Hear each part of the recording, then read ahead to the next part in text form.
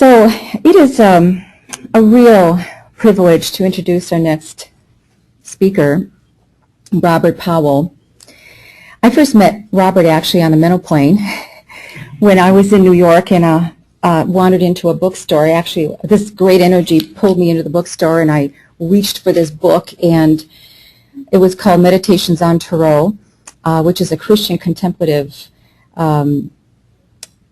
book of it's a tome, really, and Robert translated it, and Father Keating, the Benedictine monk, actually highly recommends this book and does a review in the back of it. And Robert probably doesn't know this, but there are many study groups now that have formed around this particular book. It's very, very profound, actually, if you get a chance to read it.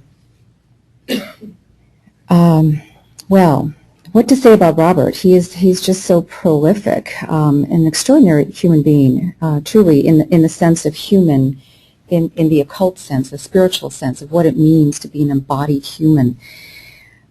Robert is the co-founder of the Sophia Foundation of North America, the Holy Wisdom for Our Time. When you recall yesterday's presentation by Jolene Dubois and the Mother of the World that was floating away on a rock, representing our disconnection from the feminine. It is part of Robert's mission, life purpose, to bring that divine feminine back into our culture, and he does it better than any man that I know. Man or woman, you are in his presence and you feel the divine presence of the Holy Feminine.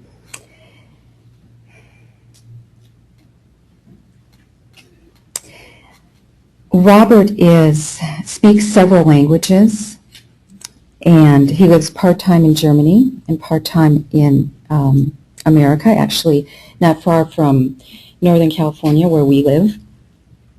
He has authored over 20 books. He is also co-founder of the founder of the Choreocosmos School of Cosmic and Sacred Dance. So he travels as a traveling teacher. He is a eurythmist, a eurythmy teacher. He's an astrologer. He dances with the stars. Through this Choreocosmos School, I've had wonderful interactions as he's pointing out the stars in the heavens and giving us some esoteric lore about them. His first book, or one of the first, I guess, or his PhD thesis, begun in 1974, research is History of the Zodiac. And he has in the bookstore The Astrological Revolution, co-written with a friend of his, but he's the primary author, Unveiling the Signs of the Stars as the Signs of Reincarnation and Karma. Sounds wonderful. So today, Robert's presentation will be on the harmony of the sphere. So let us welcome Robert Powell.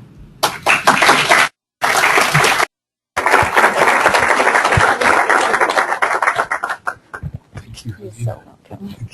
Welcome.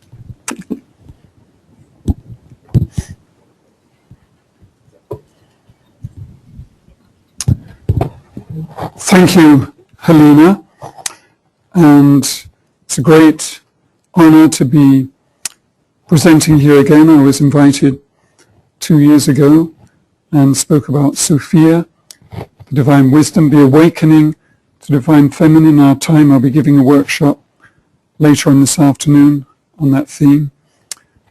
And my home country is England, and it's a great joy that our Prince Charles has brought out this wonderful book, Harmony, A New Way of Looking at Our World, which is an incredible book. I'd never thought that somebody of this elite status could be so in a spiritual way of thinking and bringing this to realization in a practical way. So I can highly recommend this book. He goes into the great Platonic tradition, which really began with Pythagoras, or perhaps earlier with Orpheus.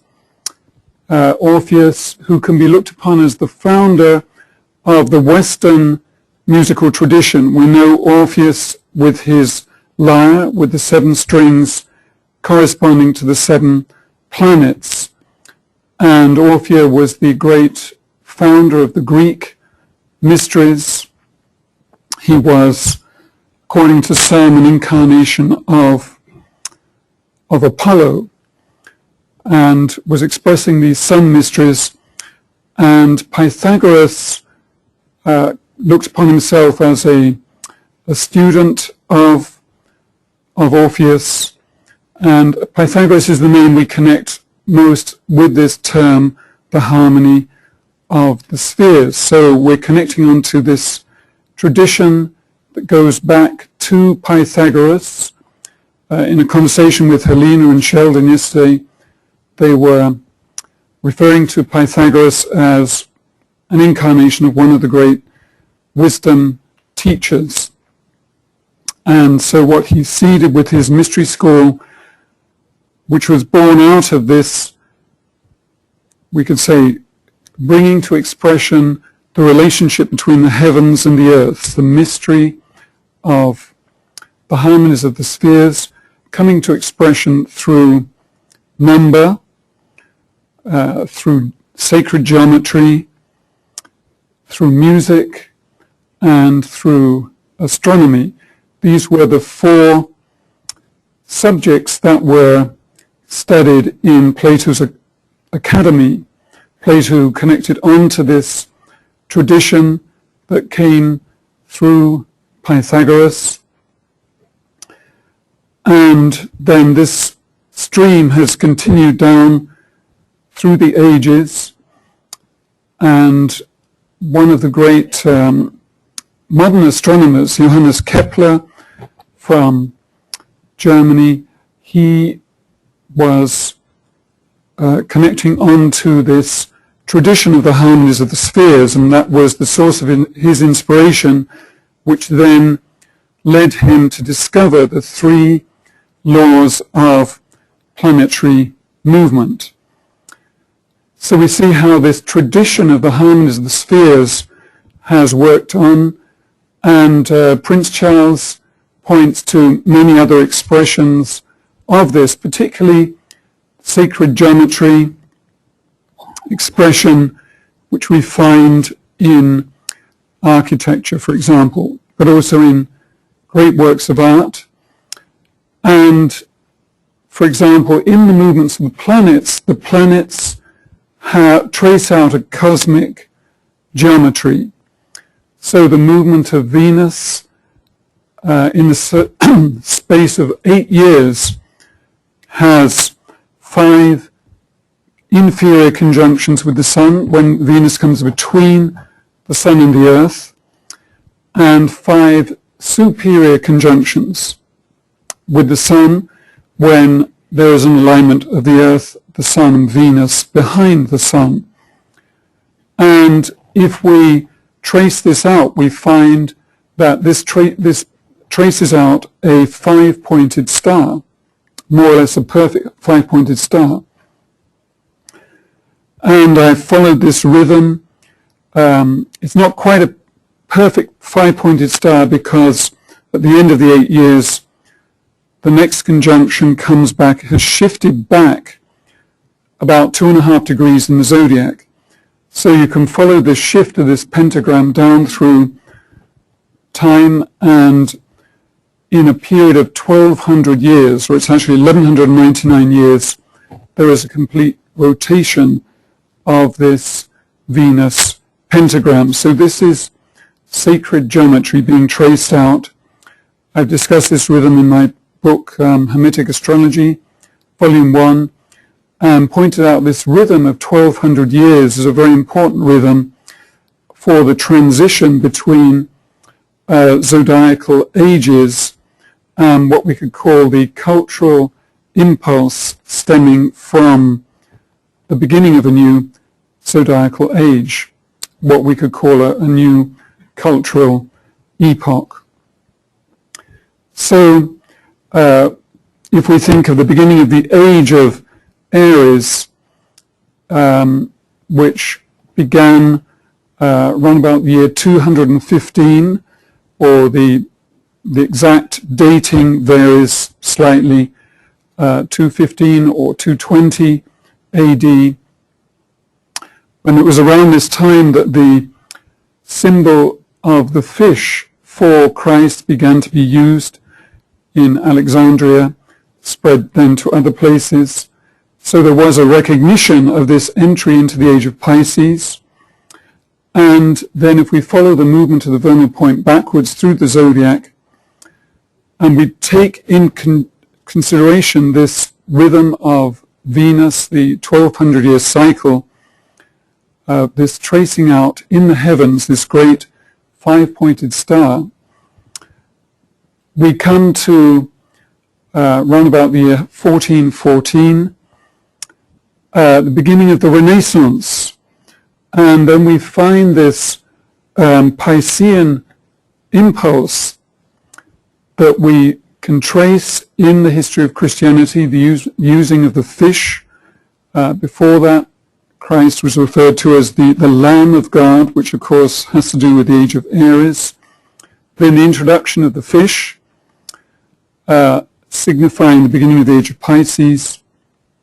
And then with the Renaissance, this tremendous creative wave that came in with the great Renaissance artists and thinkers, founding of the Platonic Academy in Florence with Marsilio Ficino, who was the inspirer of people like Michelangelo.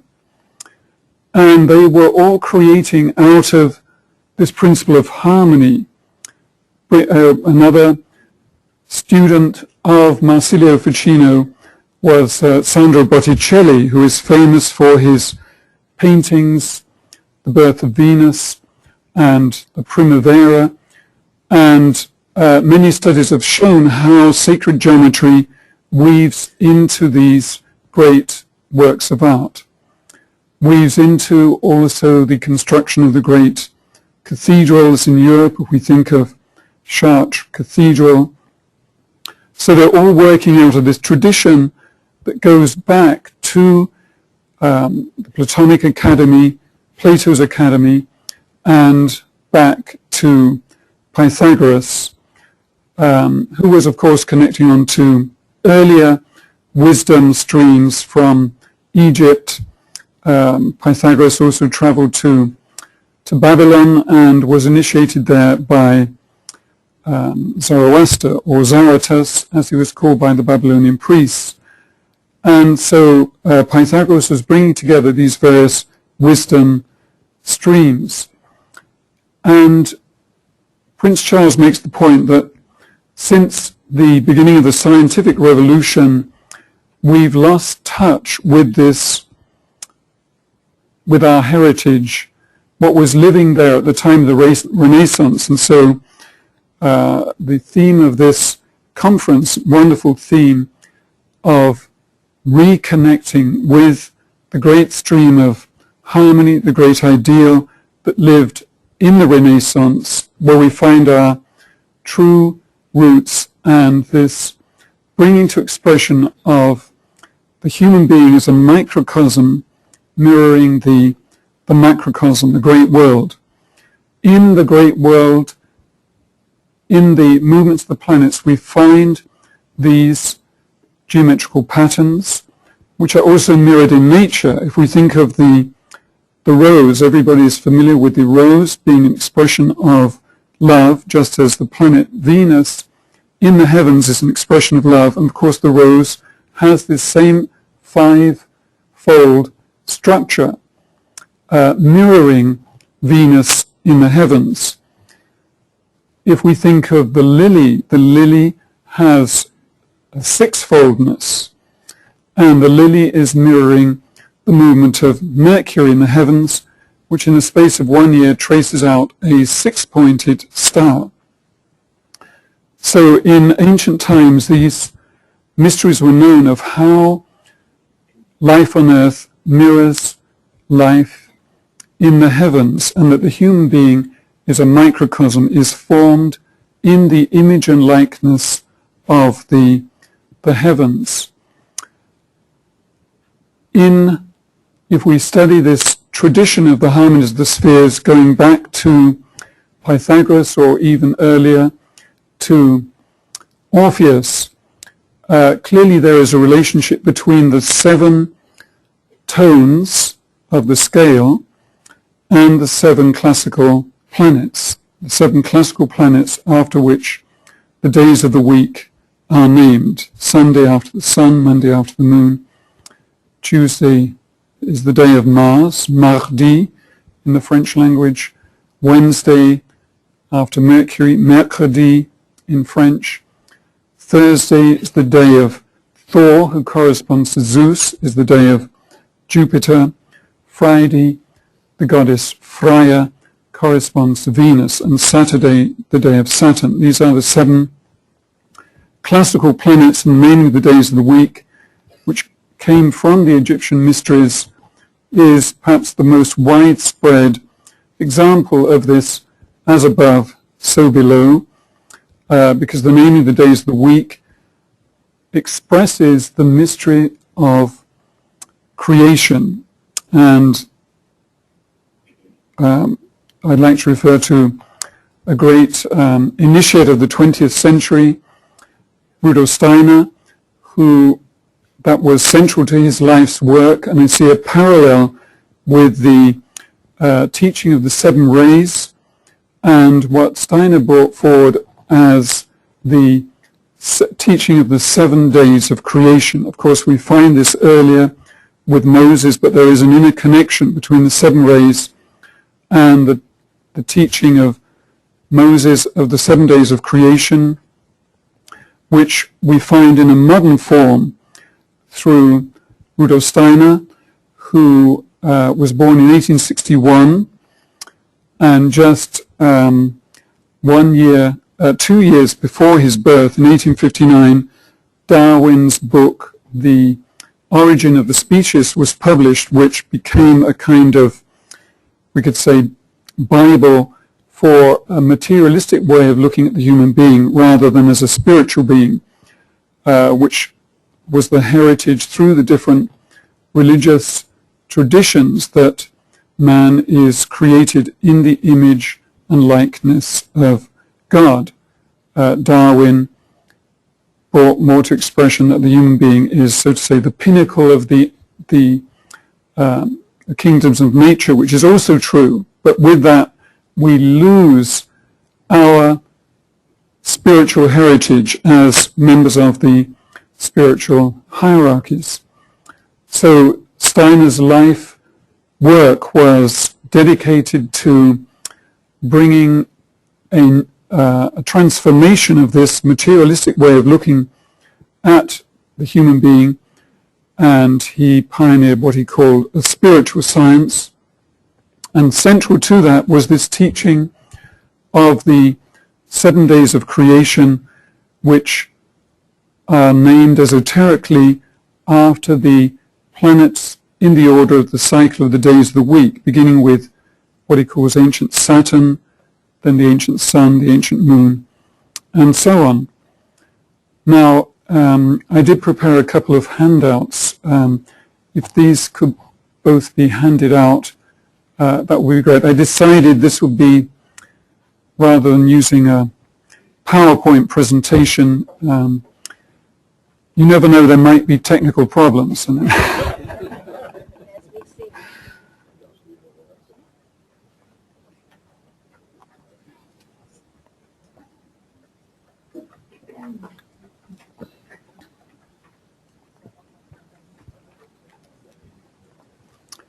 And when you receive this, you'll see this is an artistic portrayal of Rudolf Steiner, who wrote a number of books about initiation, the path of initiation. He died in 1925, and I should just say on a personal note, I was on a completely different path. In England, there are many different spiritual movements. And then in 1972, one day in meditation, the spirit being of Rudolf Steiner came to me. We had a conversation in the spirit. And from that moment, I knew he is what we could call an inner plane master. And so I thank Rudolf Steiner for tremendous guidance. Rudolf Steiner, of course, was part of the Theosophical Society. He became, in the year 1902, the General Secretary of the Theosophical Society in Germany. He felt himself fully united, connected with the Theosophical movement as a world movement, and he saw his task while he spoke in his early lectures about Kuthumi and Moria. He was particularly connected with the masters, the Master Jesus, and the Master who is referred to as the Count of Saint Germain, or sometimes referred to as Christian Rosenkreuz. And in 1907, he had a falling out with Annie Besant, who at that time was the president of the Theosophical Society, and this led then to him eventually leaving, or being squeezed out, we could say, of the Theosophical Society in Germany, and led to the founding of the Anthroposophical Society. Anthropos is Greek for man, the human being. Anthropos, Sophia, the wisdom that arises through the human being. And Steiner was a universal genius. His works are available in German in about 360 volumes, covering an enormous range of subjects. And in contrast to many spiritual teachers, Steiner's knowledge is, he also went into the practical application.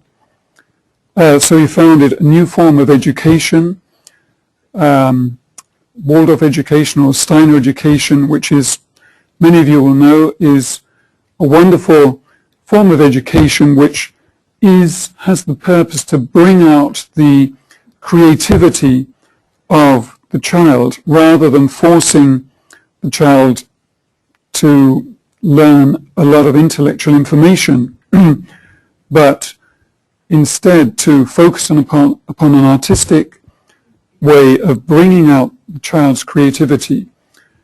Steiner was the pioneer of organic farming, biodynamic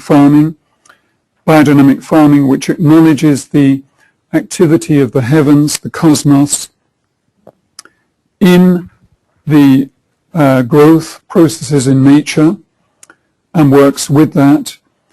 And he pioneered new form of medicine, making use of homeopathic medicine but taking it further.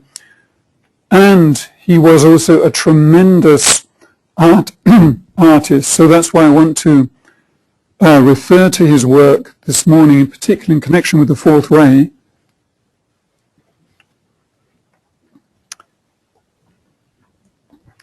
He developed spiritual forms of architecture. He designed an extraordinary building which is in a place called Dornach near Basel in Switzerland. Unfortunately, the original of this building, which was all of wood, was burnt down on New Year's Eve from 1922 to 1923. It was, by all accounts, an extraordinary work of art, full of carvings, wood carvings, paintings, a whole building created out of a spiritual conception of the human being. and with the intention to awaken every human being who entered that temple to their true spiritual origin. Then, after this was burnt down, he designed a successor building, which is also an extraordinary building, but is built of concrete, and so, of course, doesn't have quite the same magical impact as this original wooden structure. And he wrote 4 mystery plays for awakening the human being on the spiritual path, and he developed new forms of the speaking for actors to bring out the power of the word as a living force. And I went to his center in Dornach in Switzerland in 1978 to study eurythmy, which is a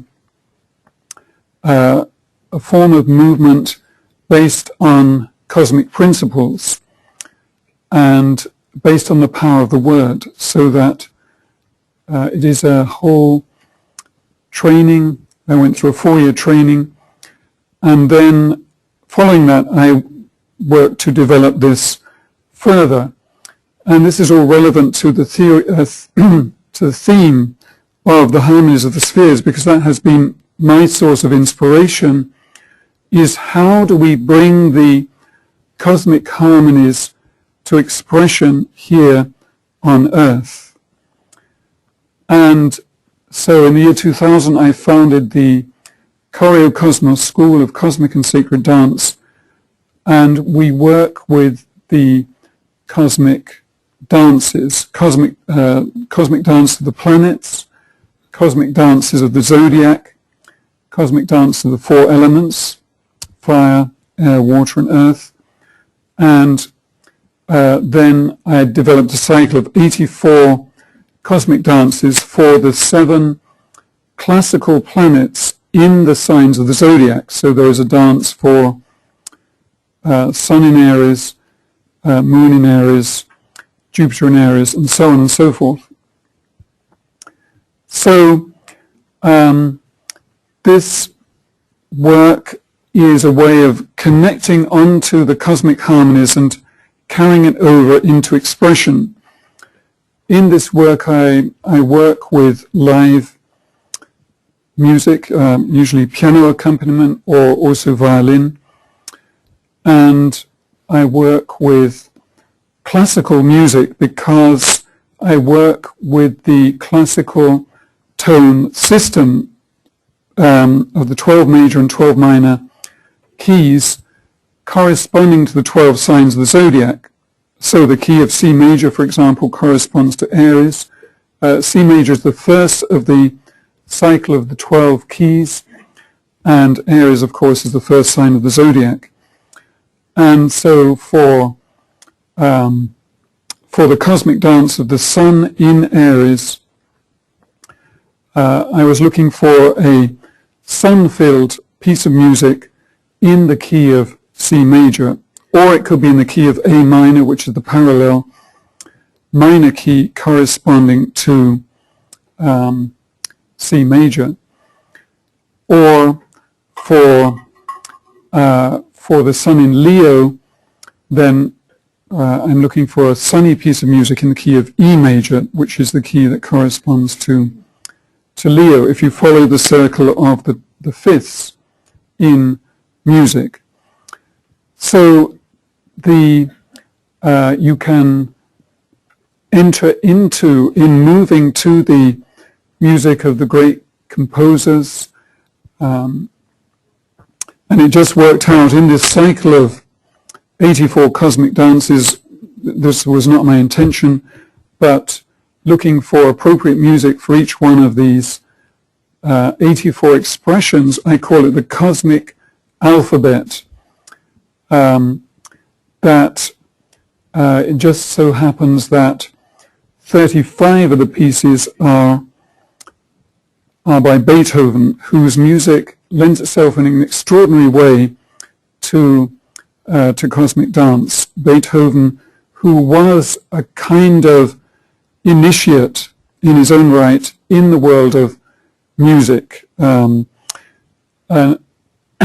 who came in to bring to expression these cosmic harmonies in his work, and who, through my own research and connecting on to Steiner's research, had already an incarnation as a high initiate back in ancient Atlantis.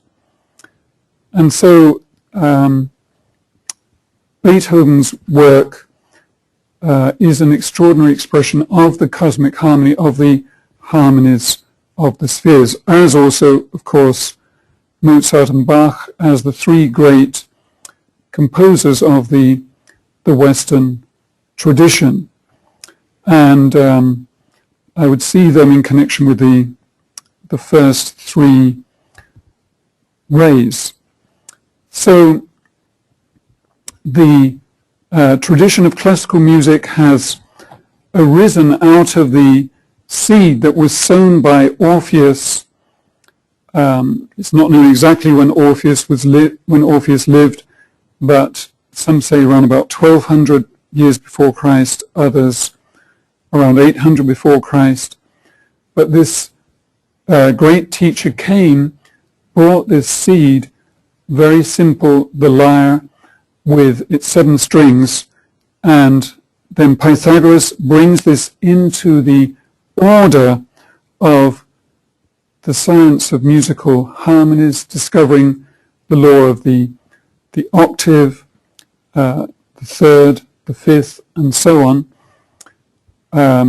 Many of you know the story that Pythagoras was said to have been walking past the workshop of a blacksmith, and he heard the sounds coming from the anvil, and went in to see and found that there was harmony between some of the hammers that the blacksmith was using, and in this way discovered the law of the octave. He then developed the monochord by halving the string. You create the octave, so that is a ratio 2-to-1.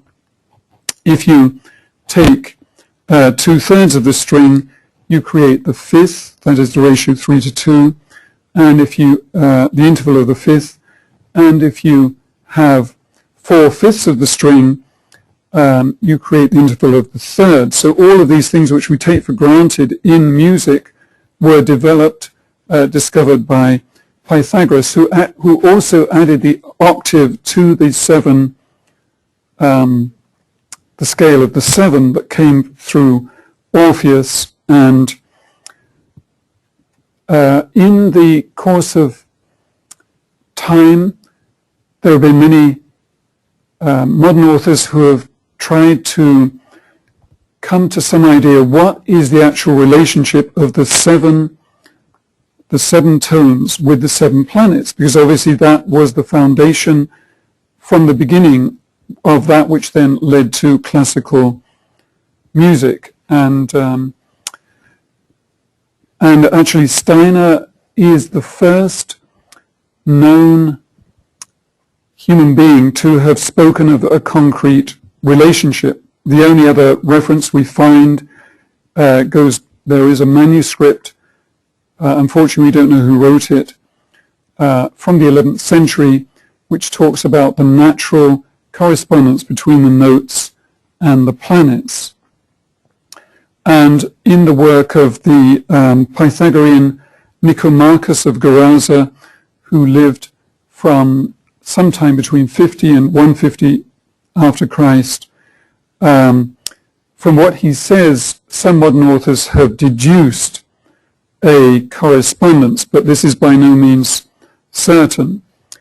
So if you look on the handout, Steiner actually gave 2 different correspondences, and in my own research I discovered these relate to the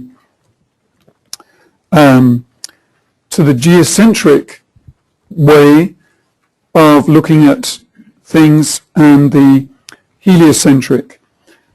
So on one side of the handout, you will see it says the first correspondence geocentric.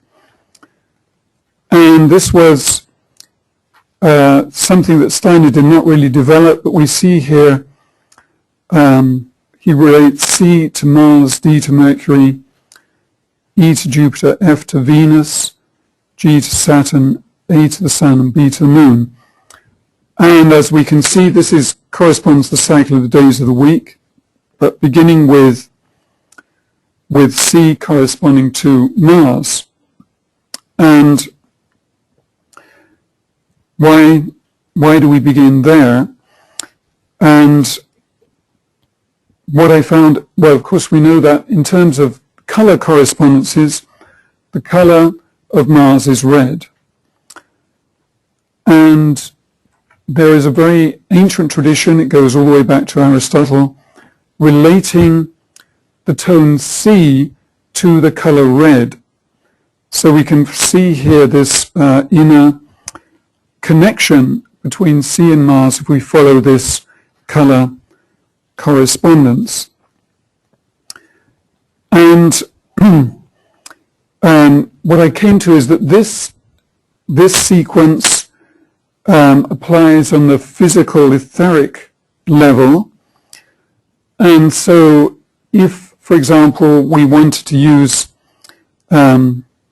sound, tone therapy for healing, then we can take the correspondence between the planets and the organs and apply the tones in this way. So say, for example, if somebody has the heart is the organ corresponding to the sun, and the tone for the sun in this correspondence is the tone A. And so we could use the A for healing. Now that will be in terms of a problem with the physical heart, or let's say the physical or the etheric heart. Now on a soul level, we have to look to another level. If we turn this over, we come to the second correspondence, which is the heliocentric. So in traditional astrology, one works with the geocentric positions of the planets. We look from the Earth, we look out. So right now, I'm now speaking from an astronomical point of view. If we look out in the evening sky, we see Saturn in the middle of the constellation of Virgo. And so if we, I don't know if anybody was up early enough this morning to see Venus as the morning star, but if one is able to, I wasn't up early enough, so I'd hope to be.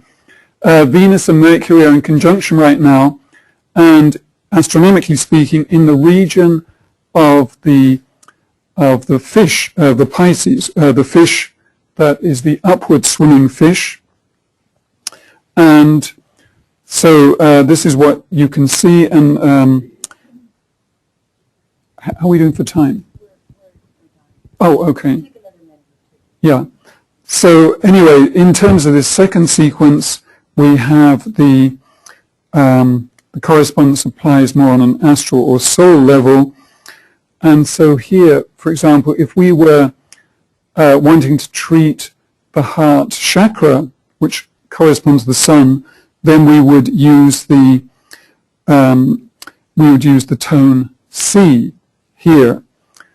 So these are the two different correspondences that Steiner indicated, and which I've been able to work out through my own research.